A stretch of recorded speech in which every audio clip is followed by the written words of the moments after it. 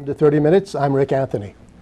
In the 5 or so years that I've been doing these shows here at Radnor Studio 21, I've had the good fortune of having many interesting, engaging, sometimes humorous guests.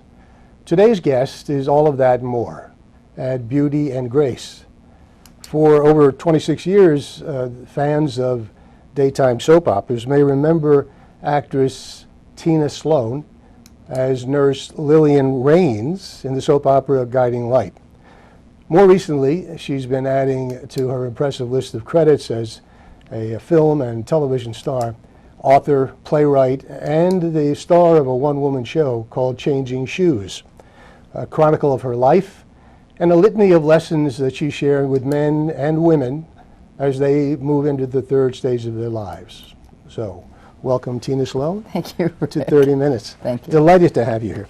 I don't know where to start because your career has been so varied and continues to be rich with diversity. But why don't we start with, what are you doing here? You're from New York. Yeah, I am, and I love it down here. Yes. It's beautiful. I've come down to give a talk at the Atherton House tonight at 7, and sort of about, hopefully it'll be inspirational about, you know, how you go from the high sexy heels to the black flats in your life. And I think it will appeal to people there because they're at that stage where they're going toward the black flats. So you really work the metaphor of the shoes. Yeah. Oh, yeah. Yeah. Bunny slippers and all. Where were you born? Where are you from originally? New York. I was born in Bronxville, New York. Mm-hmm.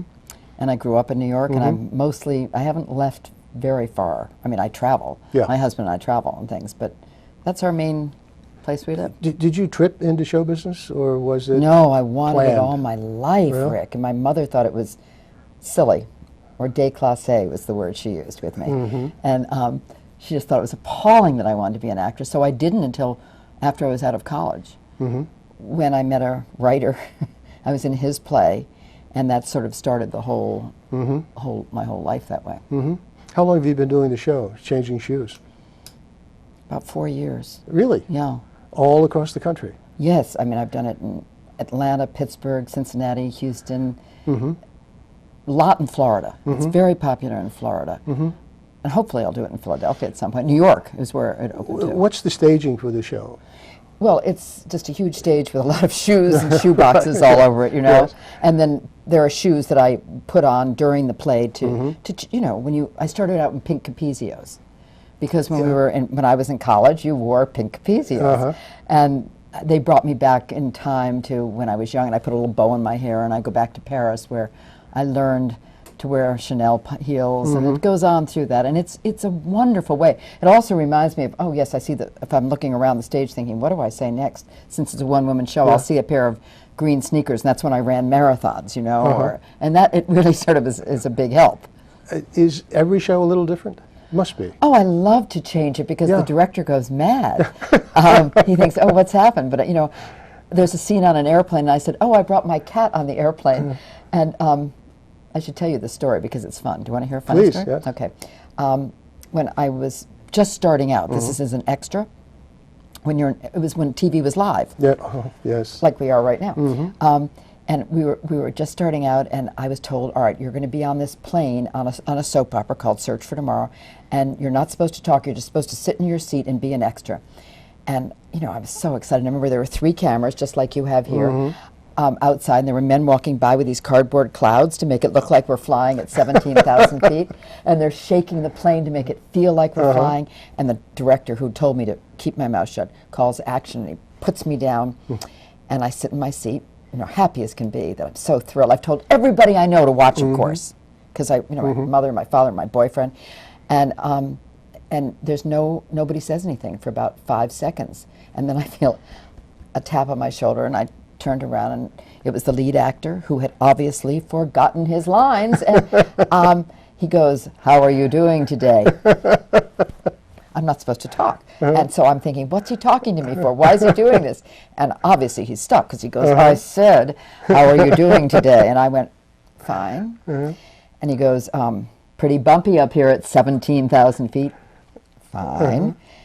And he goes, puts his hand in my hair and sort of starts pawing at me, and he said, would you like to come back and sit next to me and we can get to know each other? And I stood up and I said, this is my stop, and I walked off the plane at 17,000 feet. I was known as Blondes Away for a long time after that. You weren't called back for that one, were you? No, I didn't have a career for it. Quite a while after that. Really? Yeah, sure. I mean, that was horrible. You were blackballed? Well, for a while, yeah. Really? People, I can't it was imagine more that they why. were laughing at me. Yes. So when I'd come into audition, they'd be laughing about it. You're the one who walked off the plane at 17,000 feet. And they'd be telling their clients. Yes. So there I'd be mortified, and I was so mortified that I couldn't do my lines well for commercials, because I was doing a lot of commercials. In those days, you just got commercials. It was so easy. So, in time, it turned, and I did some others, started doing soap opera, but it took a while. The show you do, the one-woman show, Yeah. is based on your book, Changing Ships. Yes, it is. I mean, there are certain thoughts through it about getting diminished as you get older, and about... Yeah. I read that in some of the material. Do you feel diminished? No, as a matter of fact, I don't, but I do a lot of work in the 50-plus market, consulting. Right. So I know exactly what you mean, and I did a study here in Delaware County, civic engagement among the 50-plus population.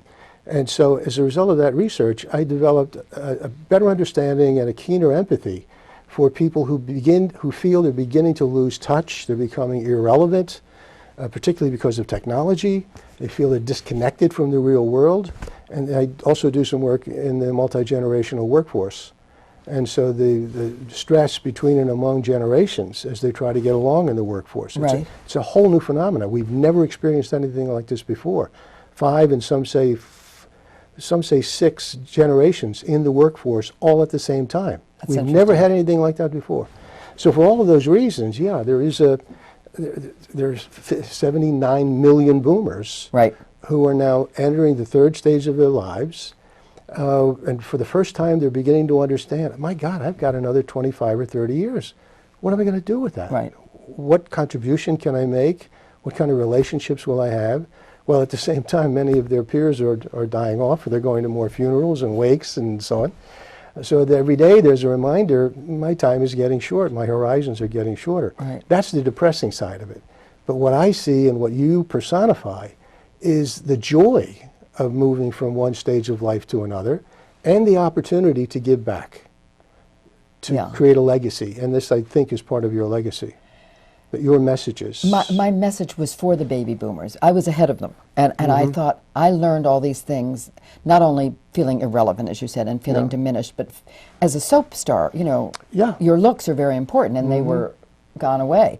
As I walk down the street with younger people, nobody looks at you. They're looking at the Alexes of the world. No, they're not going away. No. Well, you know what I'm talking about. They are. It's changed dramatically. Yes.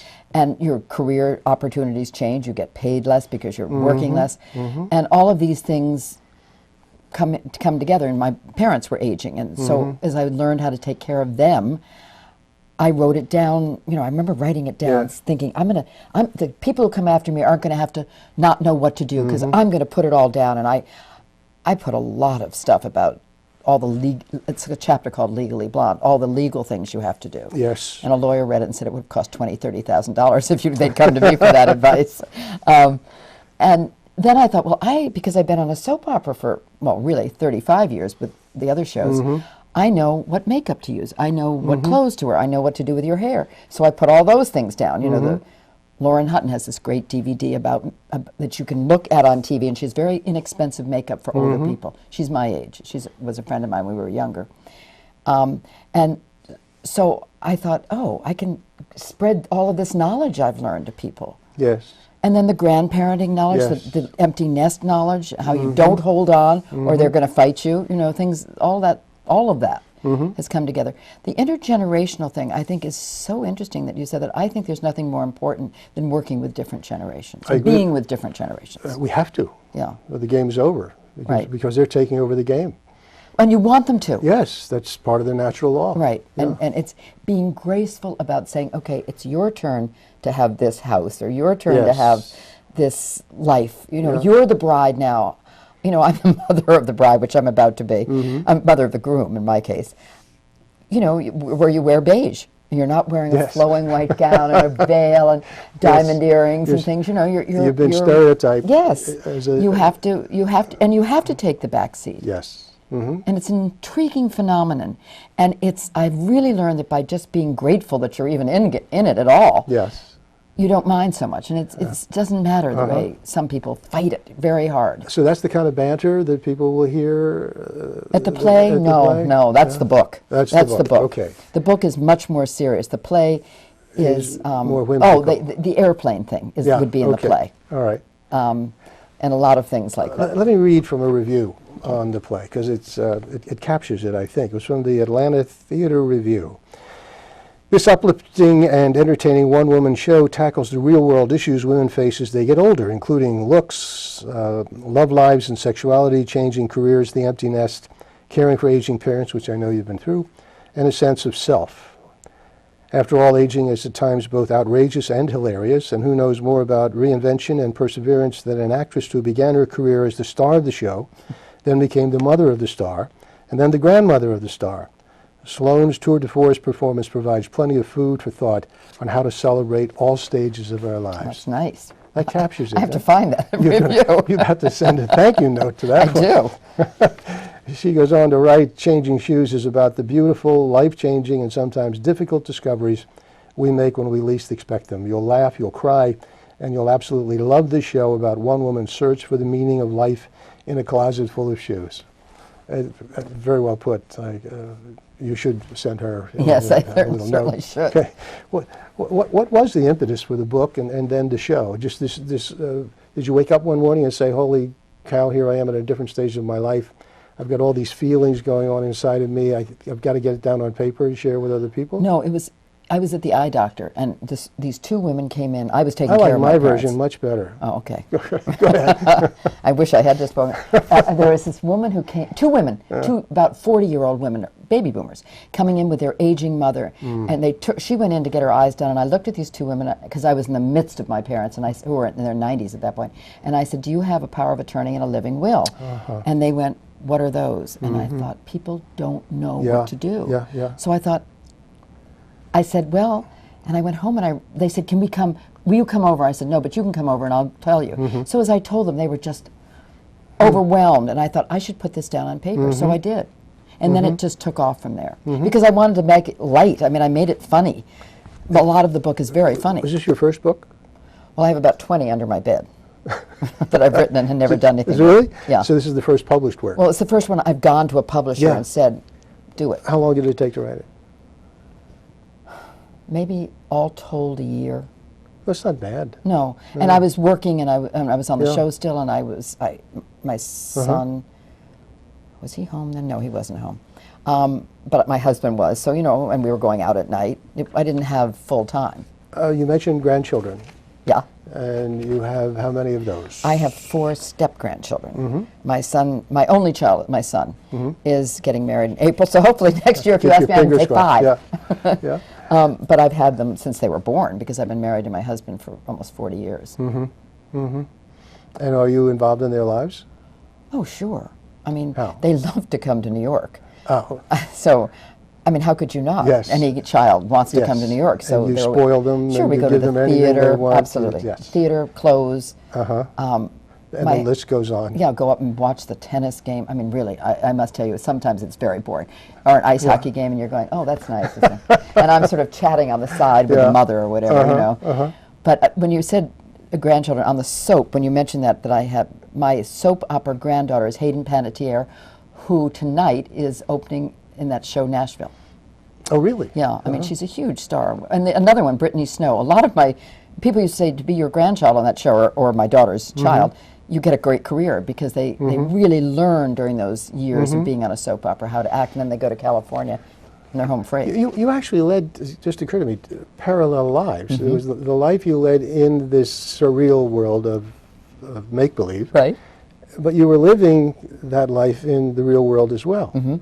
Were you aware of the parallel? Well, and was knew it helpful to be able to to play at getting older and making the transition? Oh, absolutely. Yeah. That's a lot of what I Like talk a about in the mirror, book. come to think of it. Yeah. You're the first person who's grasped that, Yeah. because that's what's in the book. Yes, Yeah. we have Thanksgiving a month early. We'd have Christmas a Yeah, month early. sure. You aged. I was a grandmother at the age of 40 on the show. And here I am 70 and not a grandmother. So I really did learn how to take that back seat. I practiced it on the show. I did. Oh, that's I wasn't, I wasn't the star. You know the average age of first-time grandparents in this country? 50? 47. Yeah. Which goes to the point.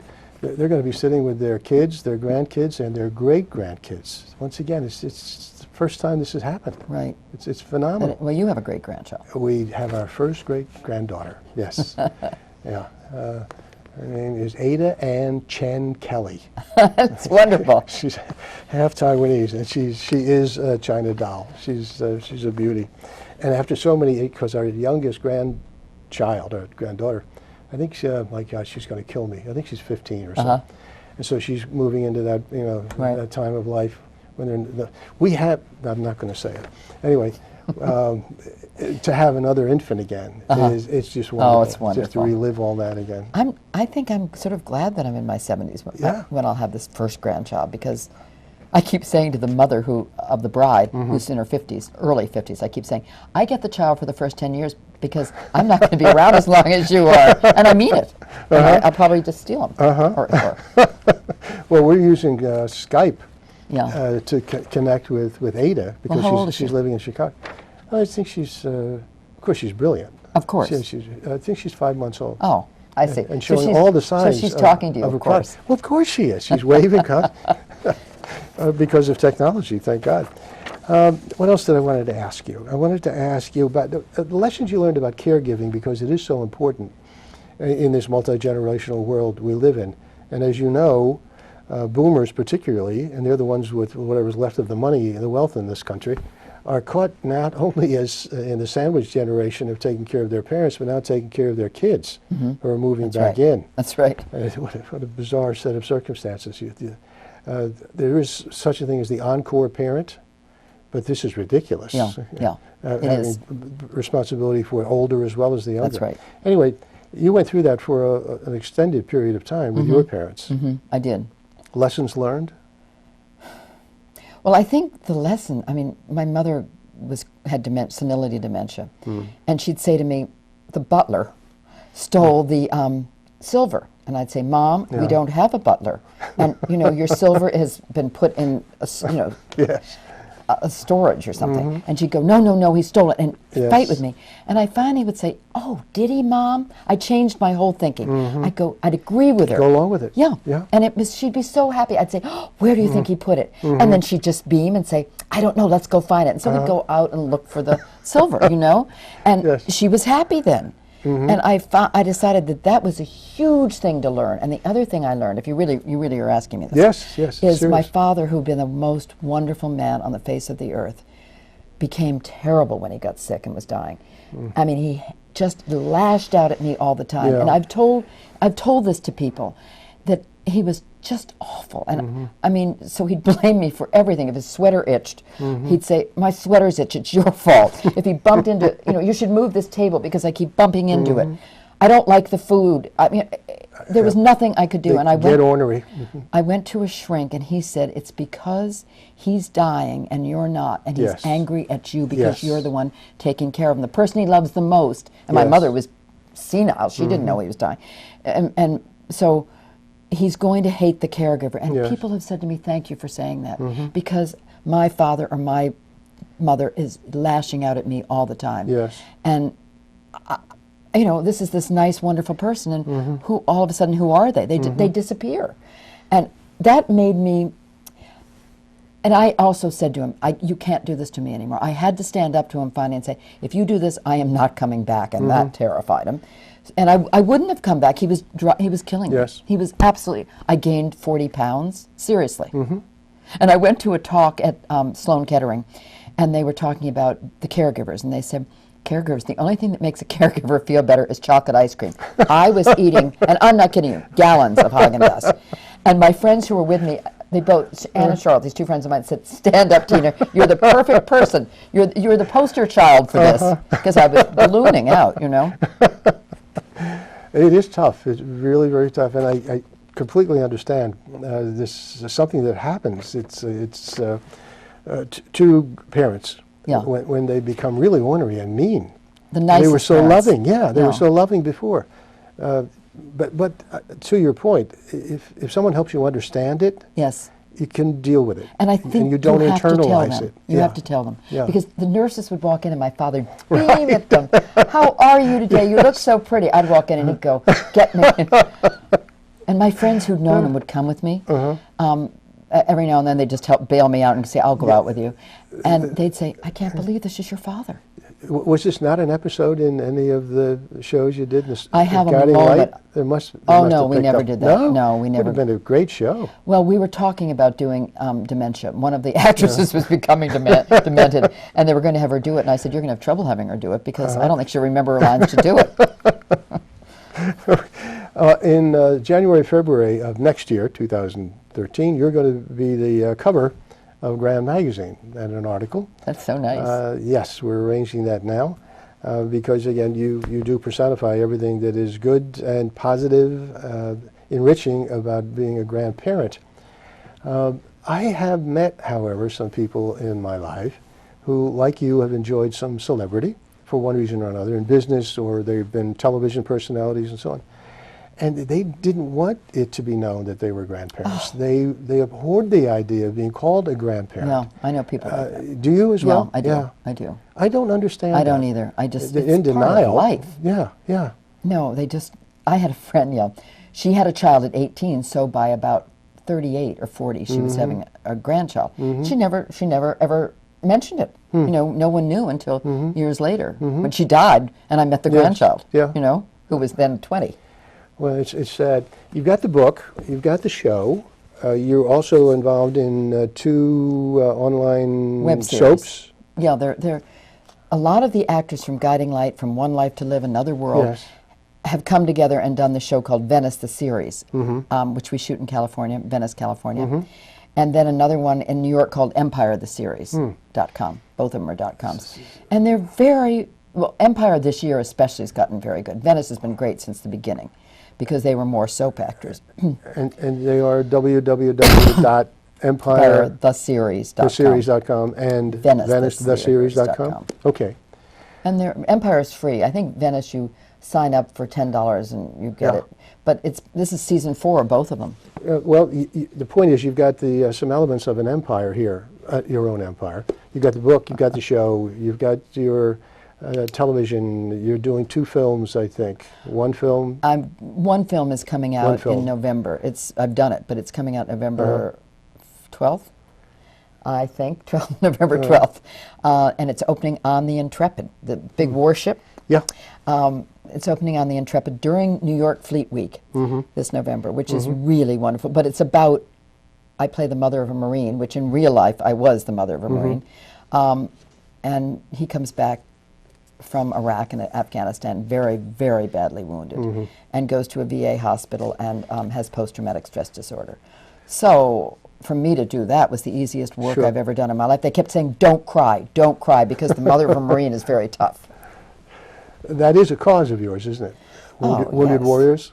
Not only Wounded Warriors, I'm very committed to finding jobs for vets. And in this, as we've spoke before, in this world where there are no jobs for anybody, to find, anyone I talk to, I'll say, wouldn't you like to hire a vet here? Wouldn't you like to hire a vet here? Yeah. I had lunch with a friend of mine who works at Palm Beach Gardens. She runs the mall. And I said, don't you think you should hire some vets? And she said, well, we have them as they're security guards. I said, no, you need to get them for other things. Yes. It shouldn't be just thinking of them as security. They can do anything. It's something we're going to have to do something different to help these young men and women who are coming back. We sure are, and it seems to be up to the American people. It doesn't. The government doesn't seem to be taking care of this, ever. I mean, I'm not. Tina, what's left to do? Are you going to have a line of shoes or products? Well, or you suggested that. Skin care things? No. Because you have endorsed products in the past. Well, I've been on commercials. Yeah. But that was when I was 20, 30, 40. Oh, okay. Well, now, okay. I mean, I don't see myself doing that. There are things that I might do with changing shoes, yes. I hadn't thought of the shoe. Maybe if I find the perfect shoe, I could do it.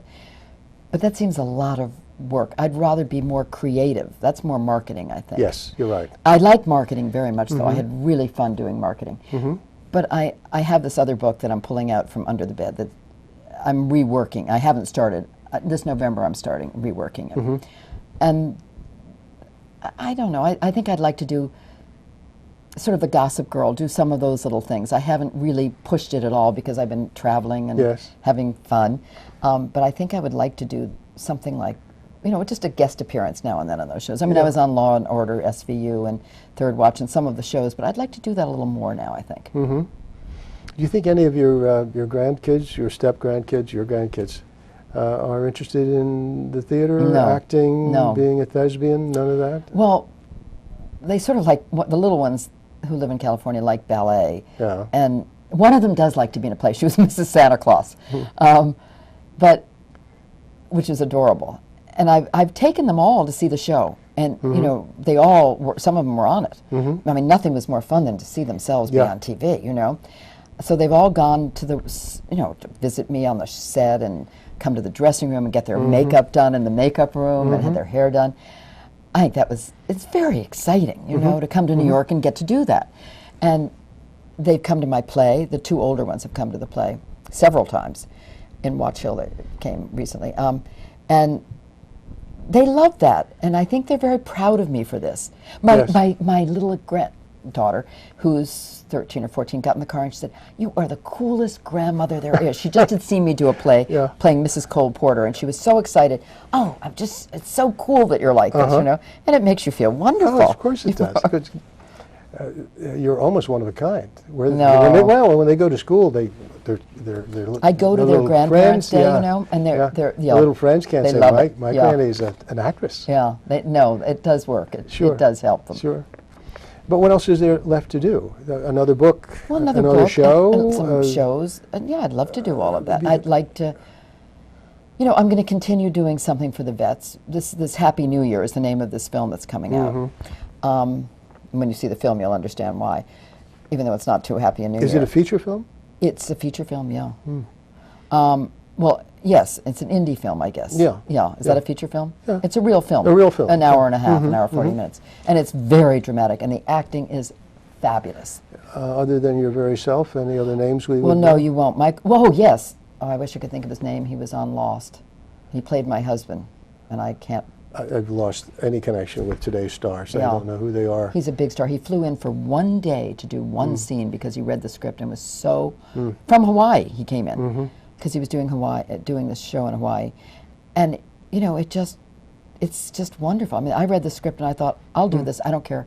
They were paying nothing. I was doing Black Swan at the same time, where they were paid me 20 times as much as I got for one day. There was a whole week on this one. I think I made nothing on this show, but it was so important. I thought you don't do it for money. No, you didn't. I mean, I would have paid them, and in some ways, I have. I mean, I help them a lot. When you stand in front of an audience, as you will tonight, though you're not going to be on stage, you're going to be in a large room, visiting with some people in a very informal setting. And once you get into your soliloquy, your monologue, well, I'm not going to... Well, I know it's not the presentation, but you'll be chatting with them, right? Chatting. Yeah, based on... Yeah, I don't know what will happen. Oh, you're really going to improvise? Oh, I always improvise. Oh, really? Oh, yeah. Okay. Totally. What do you hope to get back in the way of feedback from these people? Well, I certainly want them to be inspired to, you know, what is it? I don't want to rust unburnished. You know, that great Tennyson poem. Yes. I want to shine in use. It just came to me. I want people to go away, and often they do go away with the fact that there's something every day. The endorphins, by being here, that you get endorphins going, and they can get endorphins by the people they choose to be with, playing bridge, playing golf, whatever you're doing, whatever your choice is. Maybe going and working at the hospital or something, and that complements your life. It makes you feel more fulfilled, and that's sort of. People come backstage after the play, or write me letters after reading the book and say, you know, they really changed their shoes. Yeah. They were sort of stuck. That's got to be very, very gratifying. It's the nicest thing in the world. I used to stand behind the curtain when I was doing the play in Atlanta for 2 weeks, and I said to the girl who was with me, I'd say, why am I doing this? And she'd say, Tina, you're going to change someone's life tonight. Yes. That's all I needed to hear. Yes. But I needed to hear it before I went out on the Yes. stage. I was reminded of a line. It was some, I've forgotten the commercial, I've forgotten the product, but it was, I want to leave this life exhausted. That's good. Yeah, it is good. That's Yeah. very good. Thank you so much Thank you, for being Rick. here. Oh, Really it was enjoyed lovely. it. I've enjoyed it too. And break your leg tonight. Thank you. Until next time, this is 30 Minutes. I am Rick Anthony. Take very good care of yourselves.